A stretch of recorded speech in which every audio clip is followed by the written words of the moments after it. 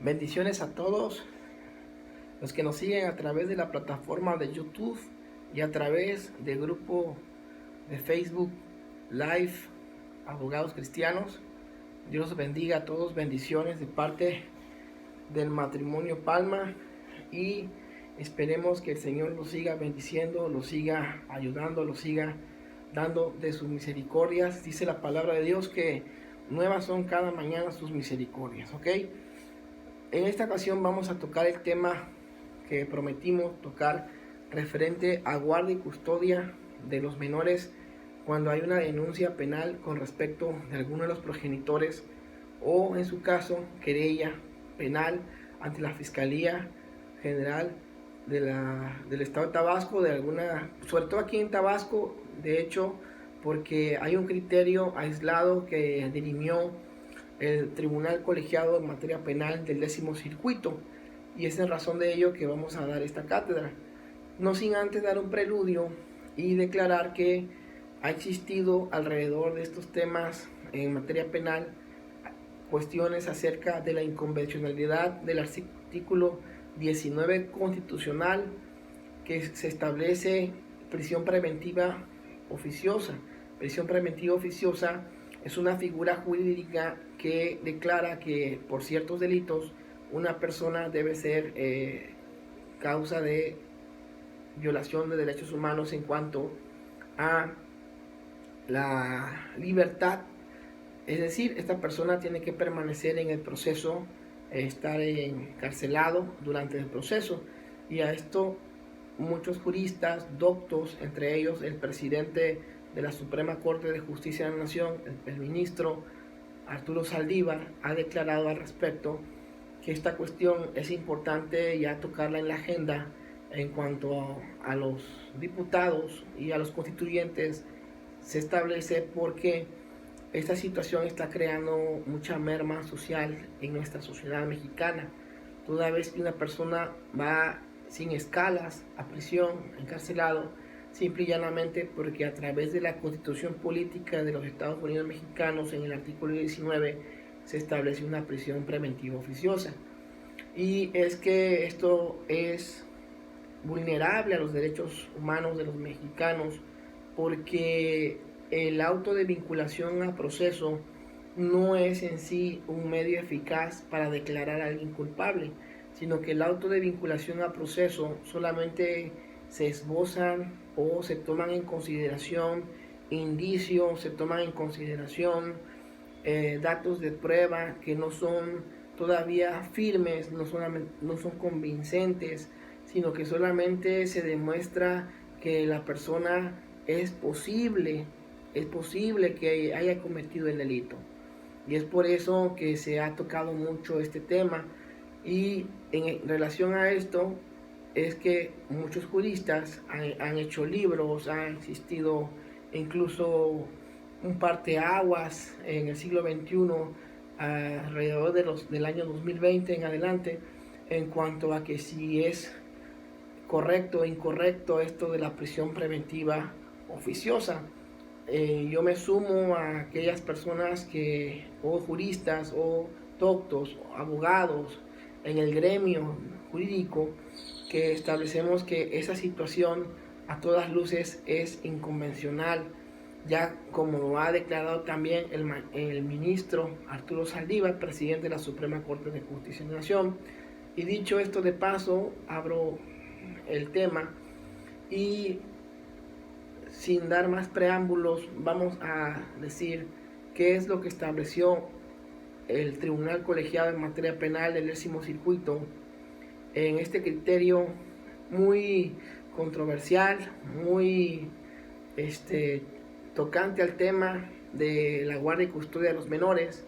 Y es que el Tribunal Colegiado en Materia Penal ha declarado que no interesa si existe una denuncia, y sobre todo ha declarado el Tribunal Colegiado en Materia Penal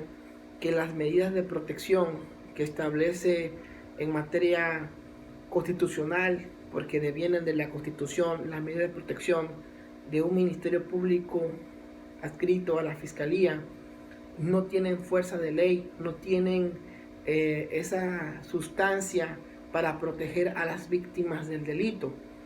El Tribunal Colegiado en Materia Penal ha establecido que aunque a través de un examen psicológico, a través de una pericia psicológica que misma la desarrolla la Fiscalía del Estado de Tabasco, no tiene nada que ver y no sirve, no funciona, no es operante para los efectos de que uno de los progenitores acuda ante esta instancia administrativa para dirimir los derechos de un menor que ha sido violentado en sus derechos de la niñez, sino que el Tribunal Colegiado en Materia Penal establece que estas cuestiones deben de llevarse a cabo en materia civil familiar, sobre todo cuando hay un convenio familiar. Entonces no es ahí la vía idónea para acudir a modificar o para suspender, en este caso, la guardia y custodia de los menores. Entonces,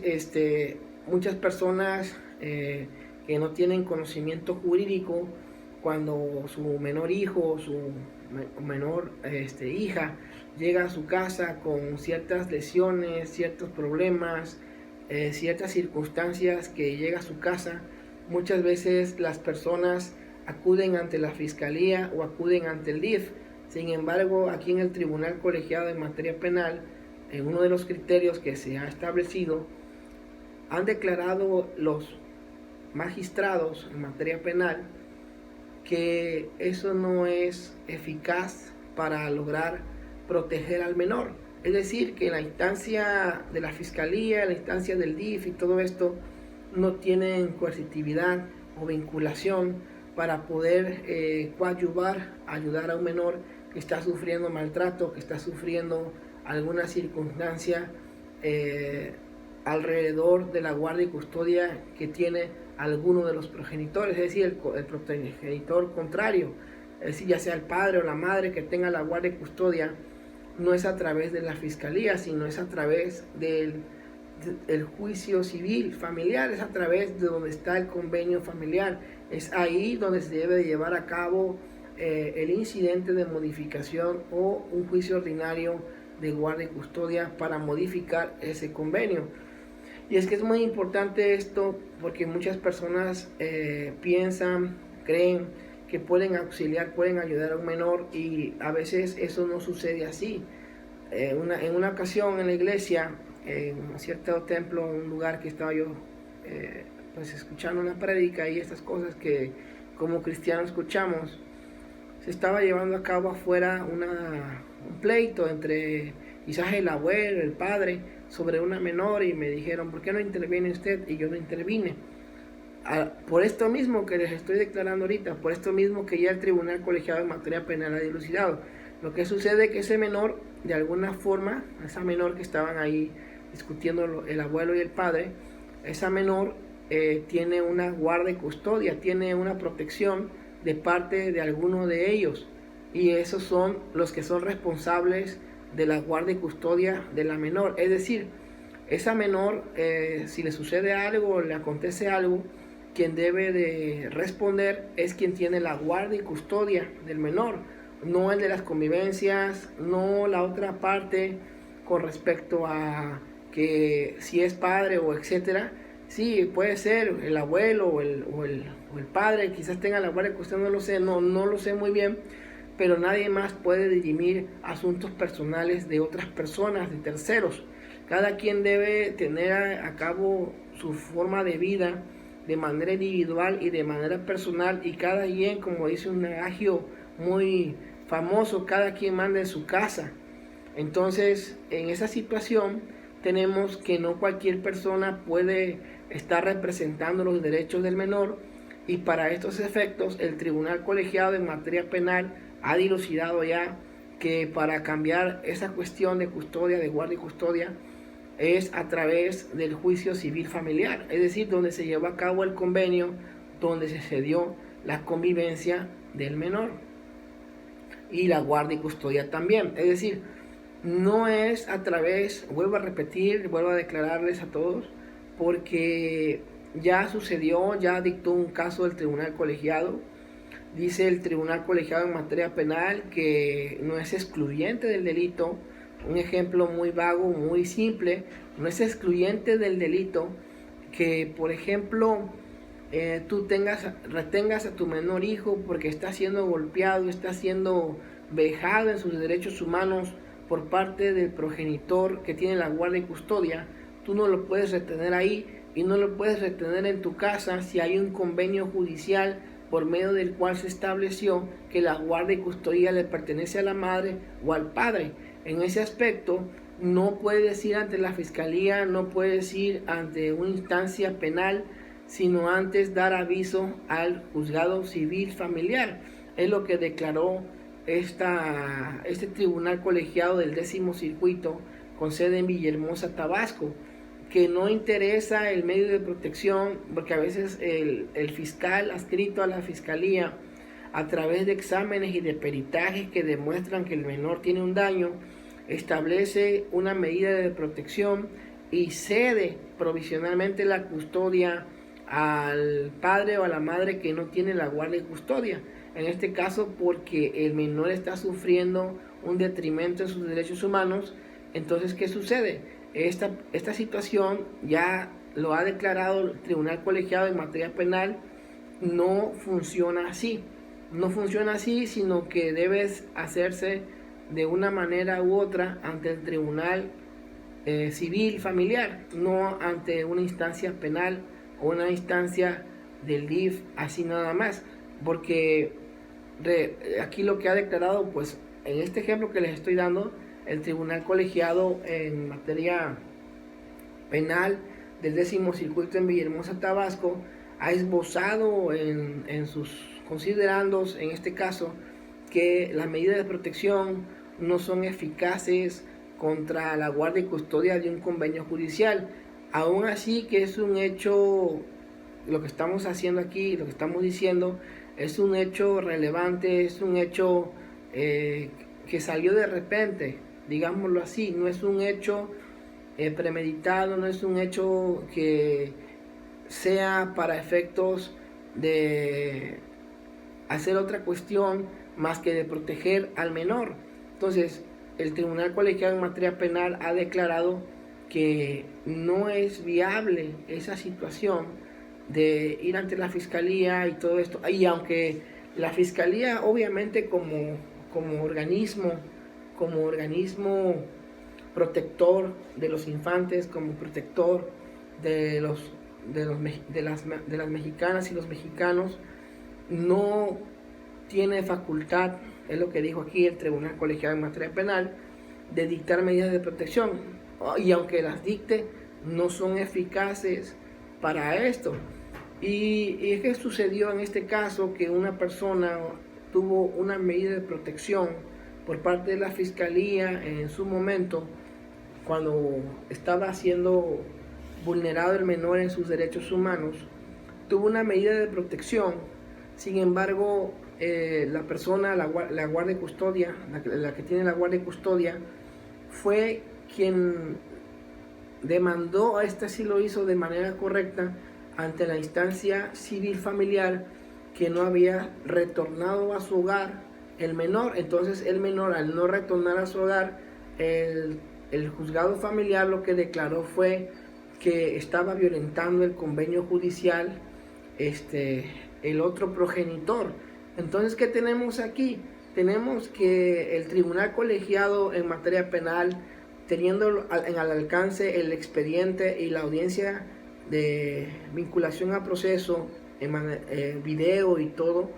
declaró que la medida de protección no es suficiente, no es eficaz,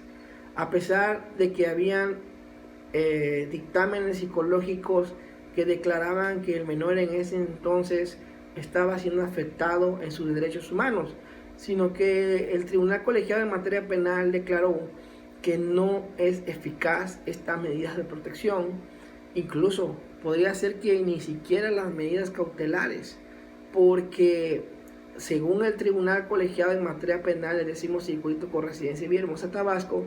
quien debe de conocer, quien debe de velar por el infante es el juzgado familiar donde se llevó a cabo el convenio judicial de la guardia y custodia. Es lo que ha declarado y ha dilucidado el tribunal colegiado en materia penal del 10º circuito. Y es que yo sé que hay muchos criterios discrepantes alrededor de esto, porque considero que muchas personas o muchos abogados han acudido al DIF y todo esto, y se ha llevado un mecanismo para probar, pero ese mecanismo no se debe de probar solamente en la instancia penal, sino primeramente se debe probar en la instancia familiar. Y de una vez probado en la instancia familiar, una vez que sea probado esta situación en materia familiar, se lleva a cabo en materia penal. Es decir, el Tribunal Colegiado en Materia Penal del 10º circuito apunta que debe ser primeramente el juzgado familiar donde se lleva a cabo el convenio judicial de la guardia y custodia, donde se cedió la primera vez la guardia y custodia. Ante ese tribunal, ante ese juzgado, se debe de llevar a cabo la denuncia o el acusamiento en contra del otro progenitor, y no es a través de un juicio penal, no es a través ante una instancia administrativa como lo es el Ministerio Público Investigador, no es a través de esta situación. Y es que muchas personas están pensando, están haciendo estas cuestiones. Incluso me ha tocado juzgadores que tienen poco conocimiento en la materia, quizás no son jueces familiares, que no han sido jueces familiares y de repente caen en la materia familiar, donde han negado el acceso a las madres o a los padres para cambiar el convenio judicial. Y muchas veces las personas, por ejemplo los juzgadores, ponen muchas trabas, ponen muchas piedritas en el camino, porque le piden a la madre o al padre que promueva un incidente, que promueva la vía, etc. Cuando sabemos que en materia familiar, de acuerdo al artículo 488, 489 del Código de Procedimientos Civiles para el Estado de Tabasco, existe la suplencia de la queja y existe también ese apoyo de parte del juzgado familiar sobre las madres o los padres que están siendo sufridos por sus hijos, es decir, que sus hijos están siendo violentados en sus derechos humanos. Es decir, debe existir esa suplencia de la queja. Sin embargo, hoy en día existen juzgadores familiares que exigen requisitos, formas, modos, moldes, paradigmas, esquemas para llevar a cabo esta situación. Sin embargo, el Tribunal Colegiado en Materia Penal del 10º circuito ya declaró, ya dilucidó que no es así, que primeramente se tiene que acudir ante el juez familiar para posteriormente, quizás, si se desprende ahí un delito, ir ya con lo que es la fiscalía y el juzgado oral penal correspondiente, no al revés, porque primeramente quien está velando por los derechos de los humanos, de los infantes o de la niñez, son los juzgados familiares, siempre y cuando se haya desarrollado un convenio judicial en esta materia de guardia y custodia. Muy bien, me despido de ustedes, les mando un saludo, un abrazo de parte del Matrimonio Palma y de su bufete jurídico Abogados Cristianos. Nuestros números de teléfono son para llamadas y agendar cita 9933 20 25 05, y para agendar citas en WhatsApp 9931 90 38 75. Repito, para llamadas urgentes y para agendar cita 9933 20 25 05, y